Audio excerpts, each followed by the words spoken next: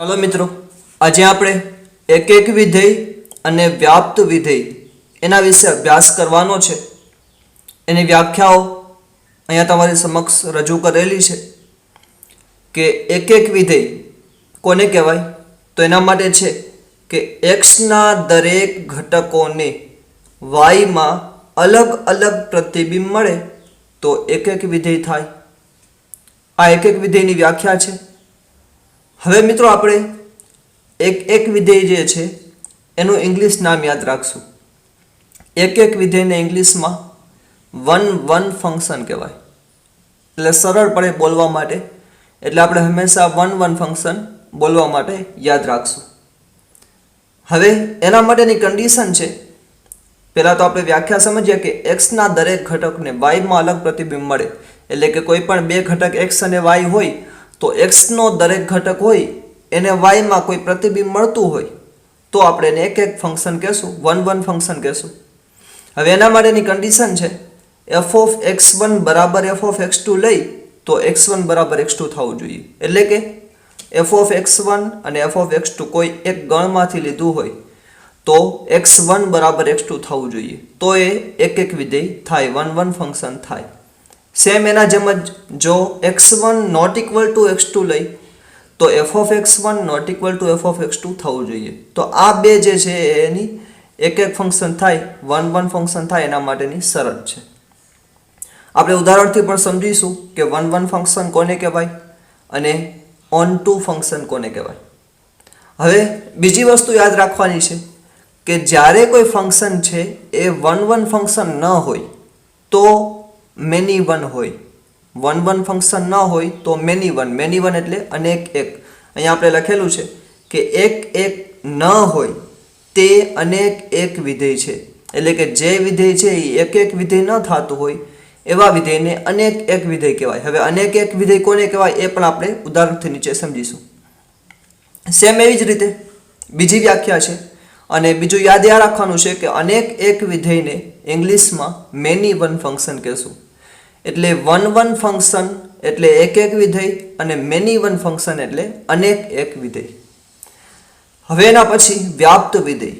તો વ્યાપ્ત વિધેય કોને કરશું તો વાયના દરેક ઘટકને એક્સમાં અલગ અલગ પ્રતિબિંબ મળે તો એ વ્યાપ્ત વિધેય થશે. એટલે કે અગાઉ શું હતું, એકમાં એક્સના દરેક ઘટકને વાયમાં અલગ અલગ પ્રતિબિંબ મળે એવું હતું. અને હવે વ્યાપ્ત વિધેયની અંદર વાયના દરેક ઘટકને, એના કરતાં ઊંધું થઈ ગયું, વાયના દરેક ઘટકને એક્સમાં અલગ અલગ પ્રતિબિંબ મળે તો એને વ્યાપ્ત વિધેય કહેશું. અને વ્યાપ્ત વિધેયને ઇંગ્લિશમાં ઓન ટુ ફંક્શન કહેશું. સેમ એ જ રીતે જેમ અહીંયા આપણે છે કે એક વિધેય ન હોય તેને આપણે અનેક એક એટલે કે મેની વન કહેતા હતા, તો એવી જ રીતે વ્યાપ્ત વિધેયને આપણે ઇંગ્લિશમાં ઓન ટુ ફંક્શન કહીએ છીએ. તો હવે જે ફંક્શન ઓન ટુ નથી એવા ફંક્શનને આપણે ઇનટુ ફંક્શન કહેશું. એટલે 4 શબ્દ ટોટલ યાદ રાખવાના છે. વન ફંક્શન, જો વન ફંક્શન ન હોય તો મેની વન, અને ઓન ટુ ફંક્શન, અને જો ઓન ટુ ફંક્શન ન હોય તો ઇનટુ ફંક્શન થશે. તો હવે આપણે તમારી સમક્ષ 4 આકૃતિઓ રજૂ કરેલી છે. એ 4 આકૃતિઓમાંથી એની અંદર દરેક આકૃતિમાં આપણે જોશું કે શું એ આકૃતિ વન કે ઓન ટુ છે કે એના સિવાયની કોઈ વસ્તુ છે એમાંથી. તો સૌથી પહેલાં મિત્રો, અહીંયા કોઈ ગણ એક્સ છે. ગણ એક્સના 3 સભ્યો છે. હવે આપણે કોઈ પણ ગણમાં નામ આપતા હતા કે ગણમાં ABC હોય કે 1 2 3 હોય, પરંતુ અહીંયા આપણે સમજવા માટે આકૃતિના સ્વરૂપમાં છે તો સમજવા માટે ખાલી ડોટ કરેલું છે. ગણ એક્સમાં 3 ડોટ કરેલા છે એટલે આપણે એમાં સમજીશું કે ગણ એક્સમાં 3 સભ્યો છે. સેમ એ જ રીતે ગણ વાય છે. આ બધા ગણ વાયની આકૃતિ છે, આ બધા ગણ એક્સની આકૃતિ છે. હવે આપણે એના ઉપરથી નક્કી કરશું કે શું ગણ એક્સ અને વાય ઉપરથી પહેલી આકૃતિ છે એટલે કે પહેલો જે વિધેય છે એ વન કે ઓન ટુ છે કે નહીં. ચાલો મિત્રો, સૌથી પહેલાં આપણે પહેલી આકૃતિ છે એને જોઈએ. પહેલી આકૃતિ છે એ વન કે ઓન ટુ થશે કે નહીં. હવે જો પહેલી વસ્તુ આપણે અગાઉ ભણેલા છે કે વન ફંક્શન કે ઓન ટુ ફંક્શન એના સિવાય આપણે વાત કરીએ છીએ ત્યારે ખાલી ફંક્શન વિધેય ક્યારે થાય. તો વિધેય થવા માટેની વ્યાખ્યા શું છે કે ગણ એક્સના દરેક સભ્યને અનન્ય પ્રતિબિંબ મળવું જોઈએ.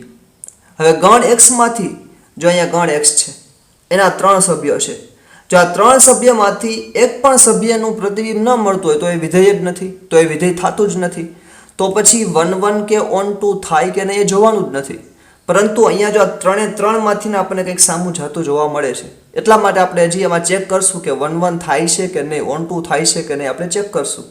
એટલે આપણે સૌથી પહેલાં યાદ એ રાખવાનું કે જો પ્રથમ જે સભ્ય હોય, પ્રથમ જે ગણ હોય, એમાંથી કોઈ પણ એક સભ્યનું પણ પ્રતિબિંબ ન મળતું હોય તો એ વિધેય જ નથી. જો વિધેય ન હોય તો પછી 1 કે ઓન 2 ચેક કરવાની કોઈ જરૂરત જ નથી ઊભી થતી. તો સૌથી પહેલાં મિત્રો આપણે એક્સ છે ગણ, એમાં 3 સભ્ય છે, અને વાય છે એમાં પણ 3 સભ્ય છે. હવે આપણે એના પ્રતિબિંબની વાત કરીએ તો એક્સના 3 સભ્યોને વાયમાં 3 અલગ અલગ સભ્યો સાથે પ્રતિબિંબ મળે છે. હવે આપણે ફરીથી વ્યાખ્યા જોઈએ, પહેલા એક માટે જોઈએ. એકમાં શું છે, એક્સના દરેક ઘટકને વાયમાં અલગ અલગ પ્રતિબિંબ મળે છે, તો એને એક કહેશું. તો એક્સનો દરેક ઘટક છે એને વાયમાં અલગ અલગ પ્રતિબિંબ મળે છે. તો હવે અહીંયા જે આ ફંક્શન છે એને આપણે 1 ફંક્શન કહેશું. હા ભાઈ, 1 ફંક્શન છે. હવે ઓન 2 ફંક્શન છે કે નહીં એના માટે પણ આપણે વ્યાપ્ત વિધેયની વ્યાખ્યા જોઈ લઈ. તો વ્યાપ્ત વિધેય શું કહે છે, તો વાયના દરેક ઘટકને એક્સમાં અલગ અલગ પ્રતિબિંબ મળે છે. હા, તો વાય છે, હવે આપણે વાયમાં જોશું. વાયનું દરેક ઘટક છે એને એક્સમાં અલગ અલગ પ્રતિબિંબ મળે છે. તો વાયનો જો અહીંયા 3 સભ્યો છે તો 3 ને એક્સના ઘટકો સાથે પ્રતિબિંબ છે, એની સાથે એને સંબંધ છે. એટલા માટે આપણે કહેશું કે વાયના દરેક ઘટકને એક્સ સાથે પણ દરેક સાથે સંબંધ હોવાથી અહીંયા જે આપણને ફંક્શન આપેલું છે એ ઓન 2 ફંક્શન એટલે કે વ્યાપ્ત વિધેય પણ છે. એટલે અહીંયા જે આપણને પહેલી આકૃતિ છે એ 1 પણ થશે અને ઓન 2 પણ થશે. સેમ એના પછી આપણે બીજી આકૃતિ જોઈ 1 કે ઓન 2 માટે. તો જો મિત્રો, બીજી આકૃતિમાં ગણ એક્સ ની અંદર 3 સભ્ય છે, ગણ વાય ની અંદર 4 સભ્ય છે. તો હવે આપણે ચારે 4 સભ્યમાંથી ચેક કરશું, પહેલા એક માટે, 1 માટે અને પછી ઓન 2 માટે. તો 1 ની વ્યાખ્યા શું કહે છે કે એક્સના દરેક ઘટકને વાયમાં અલગ અલગ પ્રતિબિંબ મળે તો એ 1 થશે. તો એક્સના 3 સભ્ય છે તો 3 ને વાયમાં અલગ અલગ પ્રતિબિંબ મળે છે, તો આપણે કહેશું કે 1 છે. એટલે પહેલી જે કન્ડિશન છે 1 માટેની એ સેટ થાય છે. તો આપણે 1 ફંક્શન થશે એ લખી નાખશું. હવે આપણે ઓન 2 માટે ચેક કરશું મિત્રો. તો ઓન 2 ની વ્યાખ્યા શું કહે છે વ્યાપ્ત વિધેયની, વાયના દરેક ઘટકને એક્સમાં અલગ અલગ પ્રતિબિંબ મળે. તો વાયના દરેક ઘટક, હવે જો મિત્રો વાયમાં કેટલા ઘટક છે, ટોટલ 4 સભ્યો છે. જો આ 3 તો છે જ અને એક વધારાનું 4 સભ્ય છે. તો 4 સભ્ય છે તો હવે 3 ને તો આની બાજુ પ્રતિબિંબ મળે છે, 3 તો જોઈન્ટ છે, પણ આ ચોથું જે સભ્ય છે, આ સભ્ય એ કોઈની સાથે જોઈન્ટ નથી. તો હવે આપણે કહેશું કે વાયના દરેક ઘટકને એક્સમાં પ્રતિબિંબ મળતા નથી. 3 ને મળે છે પણ એકને નથી મળતું. તો હવે અહીંયા જે આપણને આ વિધેય આપેલું છે એ વિધેય તો છે પરંતુ વ્યાપ્ત વિધેય નથી, એટલે કે ઓન 2 ફંક્શન નથી. આપણે ફરીથી અગાઉ મેં તમને કીધું જ છે કે જે ફંક્શન ઓન 2 ફંક્શન ન હોય એને શું કહેવાય, તો એને કહેવાય ઇનટુ ફંક્શન.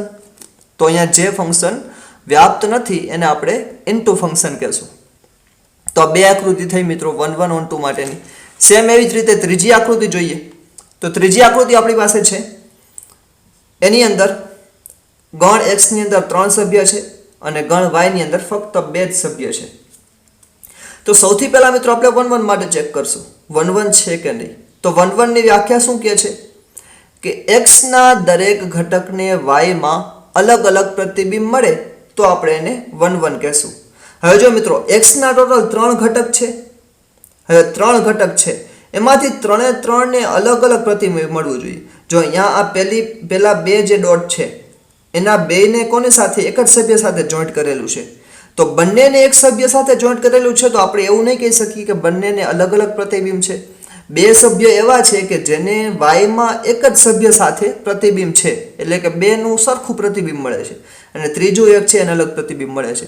એટલે વ્યાખ્યા આપણને એવું કહે છે કે એક્સના દરેક ઘટકને વાયમાં અલગ અલગ પ્રતિબિંબ જોઈએ, પરંતુ અહીંયા આપણને અલગ અલગ પ્રતિબિંબ બધામાં નથી મળતા. એકમાં અલગ છે, 2માં સરખા છે. તો આપણે કહેશું કે અહીંયા જે આપણને વિધેય આપેલું છે એ 1 ફંક્શન થશે નહીં. તો 1 ફંક્શન નથી તો શું થશે, તો 1 ન હોય એને આપણે શું કહીએ છીએ ઇંગ્લિશમાં મેની 1 કહીએ છીએ. તો મેની 1 ફંક્શન છે, એટલે કે અહીંયા 1 ફંક્શન નથી, એટલે આપણે એને મેની 1 કહેશું. હવે એના પછી ઓન 2 માટે વાત કરીએ. તો ઓન 2 માટે શું છે ઓન ટુમાં વાયના દરેક ઘટકોને એક્સમાં અલગ અલગ પ્રતિબિંબ મળે તો એને આપણે ઓન ટુ ફંક્શન કહીએ છીએ. તો જો વાયના બે ઘટકો છે, વાયના બે ઘટકને અલગ અલગ એક્સમાંથી જો અહીંયા બે ઘટક છે તો બંનેમાંથી આપણને પ્રતિબિંબ તો મળે જ છે. પછી ગમે એટલા મળતા હોય પણ એક કરતાં વધારે પ્રતિબિંબ મળતા હોય તો પણ ચાલે, પરંતુ આપણને એના પ્રતિબિંબ મળે છે એટલા માટે આપણે કહેશું કે વાયના દરેક ઘટકને એક્સમાં અલગ અલગ પ્રતિબિંબ મળે છે, એટલા માટે જે ત્રીજી આકૃતિ છે એ ઓન ટુ એટલે કે વ્યાપ્ત વિધેય થશે. એના પછીની લાસ્ટ આકૃતિ જે છે મિત્રો આપણી પાસે, એની અંદર જોઈ તો જો પહેલાં આપણે 1 1 માટે ચેક કરશું. તો સૌપ્રથમ એક એક માટે એક્સના દરેક ઘટકને, હવે તમે ખુદ તમારી રીતે વિચારીને પણ જવાબ આપી શકશો કે 1 1 અને ઓન ટુ છે કે નહીં. તો જો મિત્રો પહેલાં એક્સના 3 ઘટકો છે અને વાયમાં પણ 3 ઘટકો છે. હવે આપણે વ્યાખ્યા 1 1 માટે શું છે, એક્સના દરેક ઘટકને વાયમાં પ્રતિબિંબ જોવે અલગ અલગ. તો હવે મિત્રો જો અહીંયા એક્સ છે, એક્સના 3 સભ્યો છે, એમાંથી પહેલા 2 સભ્ય છે એને એક પ્રતિબિંબ મળે છે, બેમાં સરખું પ્રતિબિંબ છે, અને ત્રીજું ઘટક છે એને એક પ્રતિબિંબ અલગ મળે છે. હવે આપણે વ્યાખ્યામાં એમ કે છે કે એક્સના દરેક ઘટકને વાયમાં અલગ અલગ પ્રતિબિંબ જોઈએ. જેવી રીતે અહીંયા આપણે જોયું, અહીંયા પણ બેમાં સરખું થતું હતું, પહેલા 2 ઘટક છે એનું પ્રતિબિંબ સરખું મળતું હતું, અહીંયા પણ પહેલા 2 ઘટક છે એમાં પ્રતિબિંબ સરખું મળે છે. તો હવે અહીંયા જે આકૃતિ છે એ ત્રીજી આકૃતિની જેમ જ થશે કે સરખા પ્રતિબિંબ મળે છે તો 1 1 થશે નહીં. 1 1 થતું નથી તો એ શું થશે, મેની વન, એટલે કે મેની વન ફંક્શન છે. સેમ એ જ રીતે ઓન ટુ માટે જોશું તો ઓન ટુ માટે આપણે એનાથી વ્યસ્ત જોશું કે વાયના દરેક ઘટકને એક્સમાં પ્રતિબિંબ મળે છે. તો હવે જો મિત્રો વાયના ટોટલ 3 સભ્ય છે, 3માંથી જો આ 2 સભ્ય છે એને તો પ્રતિબિંબ મળે છે, પણ એક આ ત્રીજું સભ્ય છે, ત્રીજું જે ઘટક છે એને કોઈની સાથે પ્રતિબિંબ છે નહીં, એટલે કે એકલું છે અને કોઈની સાથે જોઈન્ટ થયેલું નથી. એટલા માટે આપણે કહેશું કે વાયનો એક ઘટક એવો છે કે જેને એક્સમાં પ્રતિબિંબ મળતું નથી. તો જો એનું પ્રતિબિંબ ન મળતું હોય તો એવા ફંક્શનને આપણે ઓન ટુ ફંક્શન તો કહી ન શકીએ, તો શું કહી શકીએ, તો ઇનટુ ફંક્શન કહી શકીએ. તો ચોથા નંબરની આકૃતિ છે એ ઇનટુ ફંક્શન થશે. તો મિત્રો આ ટોટલ 4 એવી આકૃતિના અલગ અલગ ભાગ આપણે મેળવી શકીએ કે જે 1 1 હોય, ઓન ટુ હોય, અને 1 1 પણ ન હોય અને ઓન ટુ પણ ન હોય, તો એને મેની વન અને ઇનટુ ફંક્શન કહી શકાય. તો મિત્રો આ એક એક વિધેય અને વ્યાપ્ત વિધેય માટે પૂરેપૂરી ડિટેલની સાથે આપણે આ વિડીયો બનાવેલો છે. હવે જો આમાં તમને કોઈ પણ પ્રશ્ન ન સમજાતો હોય તો તમે કોમેન્ટમાં કોમેન્ટ પૂછી શકો છો. તમને જે પ્રશ્ન ન સમજાતો હોય એ અમે તમારા જવાબનું સોલ્યુશન આપી શકશું. થેન્ક યુ મિત્રો.